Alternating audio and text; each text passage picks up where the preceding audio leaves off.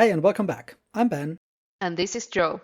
You're listening to the Shit Hit the Fan miniseries of the Actor podcast, in which we talk about digital safety and security with focus on activists.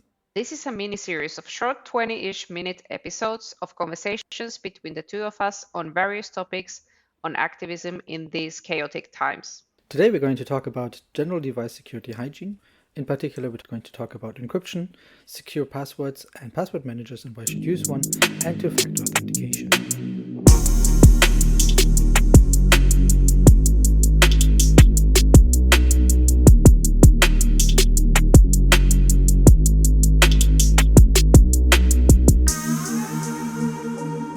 What I'm kind of hearing is that devices can protect you to some extent.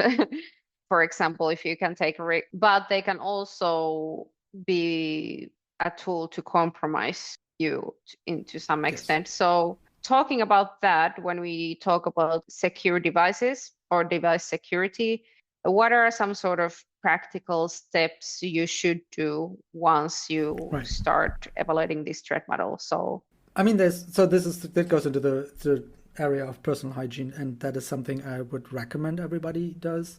But especially if you have a growing group, you cannot enforce that easily because you will not go to everyone's phone. But there's a few basic things. Number one, a phone has a PIN code, right? Activate that. Don't use biometrics.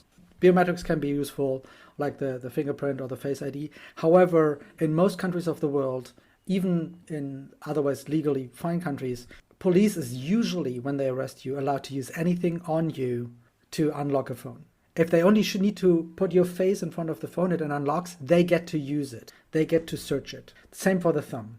So there's a few people that what they would do is they generally have fingerprint stuff, but they turn it off when they go to a protest. And that's the absolute minimum. At a protest, have a PIN code or password. 4, 6, better 8 digits. 8 digits or 8 letters on that. Second, encrypt that phone. Like all modern phones allow you in the settings somewhere to say encrypt the entire phone. That is incredibly useful because when you don't encrypt the phone, even though the screen is locked, there's still ways to get to the storage underneath. They can, like if they get the warrant, or in many countries they don't need a warrant, break up the phone and then just go to the storage device on there. They can just read it. If your phone is not encrypted, as soon as police had it, you need to consider everything on there is compromised. That is a given. Talking about encryption, do you want to expand a little bit what is it exactly and why it's important for people who don't know what encryption really means? So basically encryption is a process by taking something that is readable, making it into something garbled that can't be read, and then having another process that makes it readable again. Very simple way of doing that is think of the alphabet, write it up as numbers, and then you shift that by one letter. So A becomes B, B becomes C, C becomes D, and so forth. And then you take your whatever message you want to send, and you replace all letters with that new letters. And now you have a text in front of you that doesn't make any sense. All of the letters don't make any sense anymore. And that is the absolute baseline idea of an encryption. Because you can give that to anyone now, and they don't understand it. But the other person that it is supposed to get to, they, knowing that this is how you did this, they can do the same shifting and write back the original letters. And so they can decrypt that information and read it. And so that is the base idea of encryption, is you have something that is human processable or computer processable. You put that through some process that makes it impossible to distinguish what it is now. So you can give it to anyone as a transport. Anybody can give it to anyone.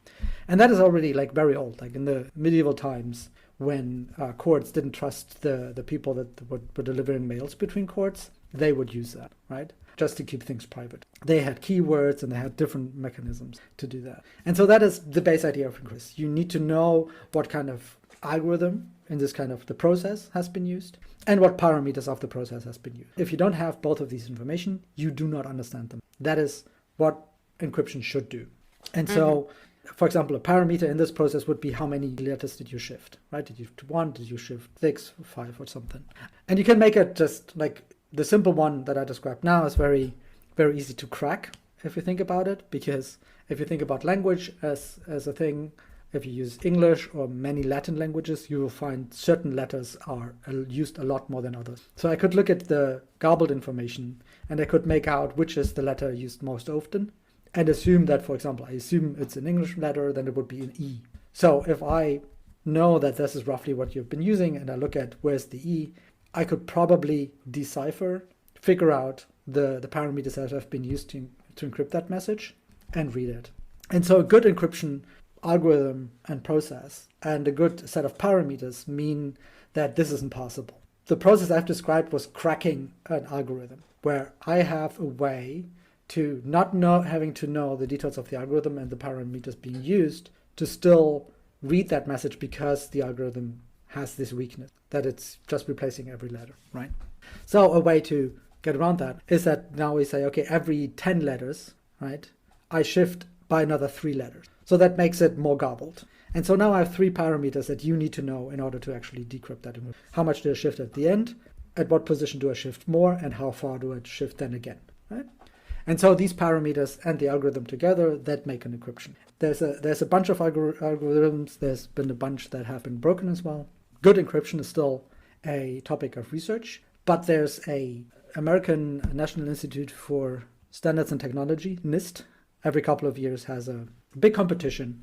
Cryptography is a subfield of mathematics and computer science. And a lot of people submit algorithms, and then other people also, like they're public as public standards, and they very often define a winner. They sometimes have specific attributes that these things need to have. But there's a bunch of algorithms that today we consider safe that, as far as we know, have not been broken. So there's no other algorithm that can go through that and figure that out, unless you try all other combinations of parameters. And usually the size of parameters is so big that it would require the computational time of longer than the universe existed for you to figure out randomly which one it is, right? So that is good encryption in general. There's always a lot of talks about specific ways, and then there's a lot of mathematical properties that different things have. But what we can say today is the default encryption that comes with a modern Android and iPhone, the password you give it is basically that key,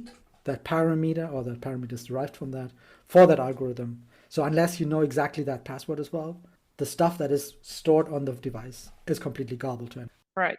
So far, we are pretty certain that the ones that are deployed in these kind of systems, as of today, will not be cracked. Even, dare I say it, even the CIA probably wouldn't be able to crack. And that's just a property of physics and mathematics that you can rely on. And so that's the basic, right? You have something that is usually plain text, and only if you know that algorithm and these parameters, most of the important, the parameters, algorithms are very often publicly known, but only if you know these exact parameters, and they're really big numbers usually, can you actually do something with this. That is generally what encryption. There's a lot more next to that, because it's like, it's a whole field. We could do another episode about this probably. Encryption. Oh, it's very interesting, but it's also very like there's always competition, and there's like cryptographers are their own breed. Even within mathematics, they have their own kind of nerdisms, and I love it. It's fascinating to think about these things, but in practical terms, this is what matters. Unencrypted means everybody can read it when they get their hands on it. Encrypted means only if you know these parameters you can, assuming a safe encryption.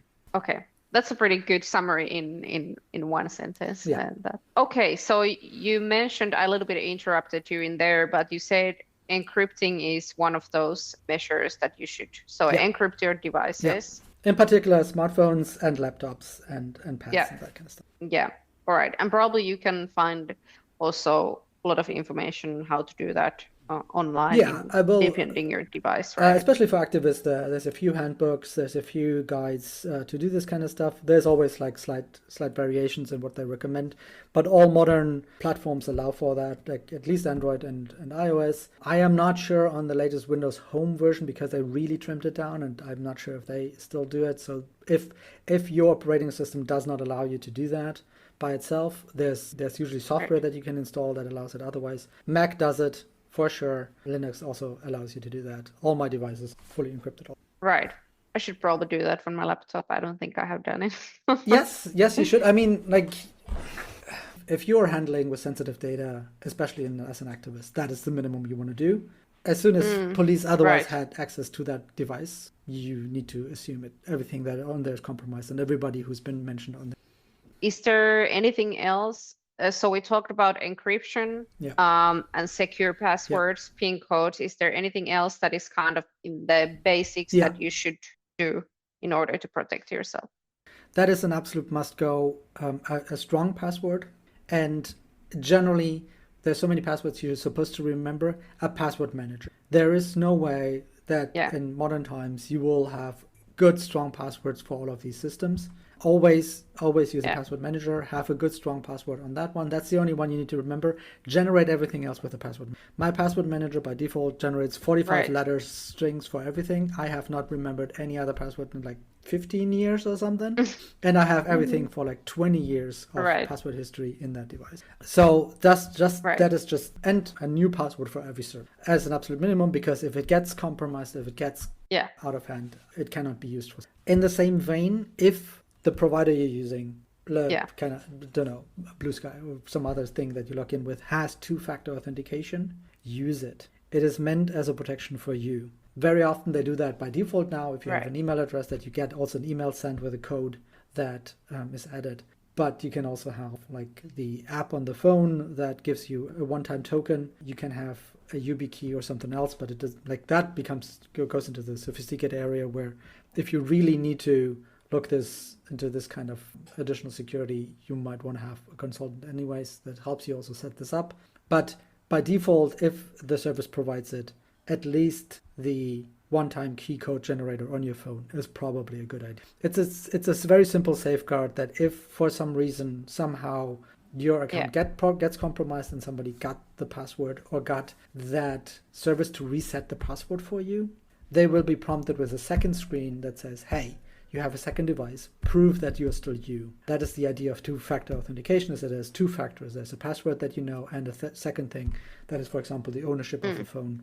That is highly recommended. It prevents you from all of the hacks that are happening, in quotation marks, because most of these hacks are not hacks. It's really just guessing a weak password. That's most of the time what happens. Or an owned password, which is also something that some of these password managers do.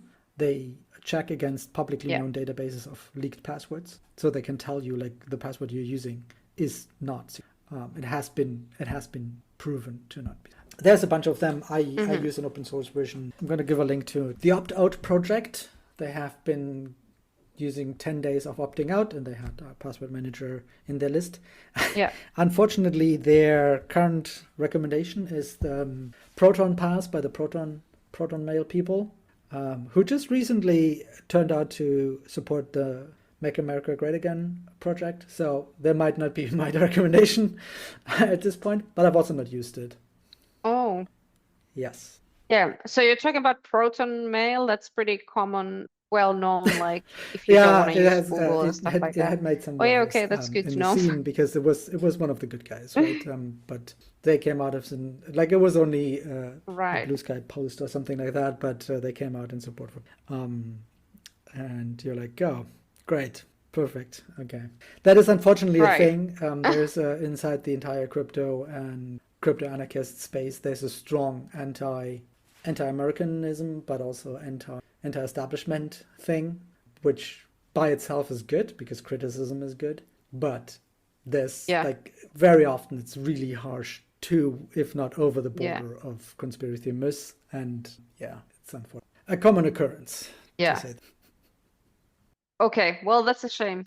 So coming back to personal hygiene. So password manager, I would have recommended Bit1, but Bit1 recently also changed the license to not be open source anymore, so I'm a little more worried about that. There's a bunch of good ones. I use KeePass, but that doesn't have an online system, so you need some other cloud to host it. I have a Nextcloud, but that's not necessarily the case. You can also use a Google Drive or something else that just does that. And then it's just a local file that is encrypted. They have a really good history. KeePass and KeePassX are really good. The UX is not necessarily compared to LastPass or some of the others. But if you Google password manager and activists, you will find many recommendations of different groups. And you pick the one that's useful to you.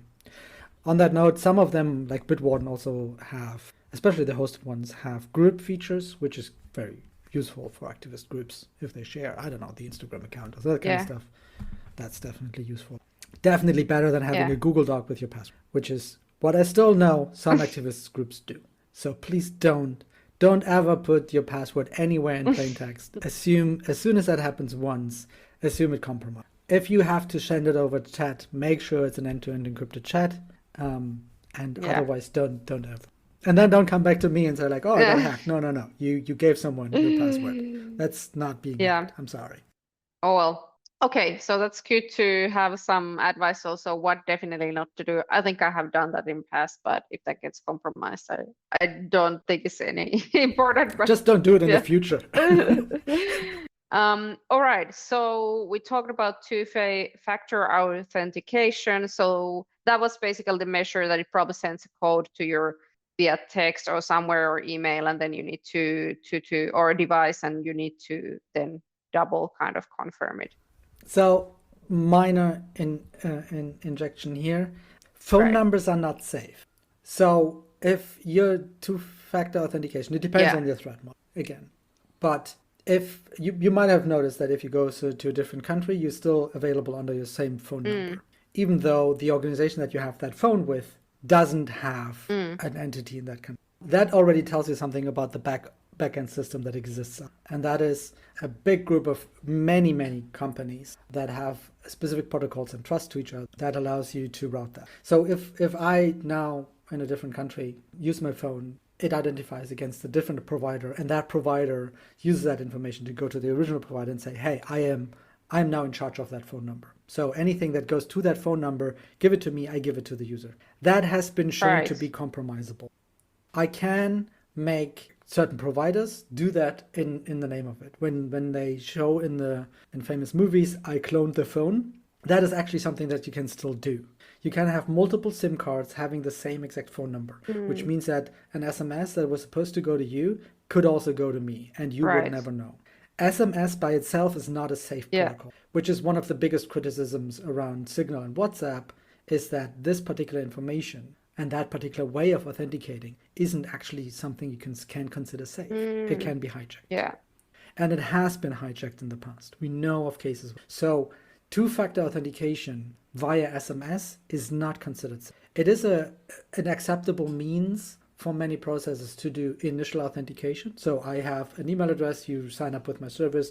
I also want to send you an SMS so that I have a second proof, just to make it harder for spammers and people who want to do this to make that happen. But if I am under the circumstance that I am afraid that somebody with enough sophistication and technology and money would want to hijack this, then that is not an acceptable. Right. Okay, that makes sense. Good to know. But usually you confirm it from your device, right? Somehow. Yeah, so ideally you have like Google Authenticator or like other authenticator apps that create a TOTP token. That's a one-time token that is based on like a random string and a specific time, and only that other organization and you know that specific string. You usually get a QR code to set it up. And then at that time when they say, hey, give me that code, it shows your code and it's valid for 30 seconds or a minute or something. Yeah. That proves that you have at this point done that with that device. The nice thing about this is that there's nothing in between mediating that. After the initial setup, you need to have physical access to that specific device to be able to generate that. So there's nothing interjecting. There's nothing I can grab and zit that gives me that access. So that's usually, it's considered safe. Yeah. And that was it for today. Short and sweet as usual. Don't miss our other episodes of this mini-series. Subscribe to Digital Activism wherever you get your podcasts from. By the way, we are thinking about changing the name of the podcast, so if you have any ideas or suggestions or any other comments, let us know, either by the Actor app or email us at podcast@actor.global.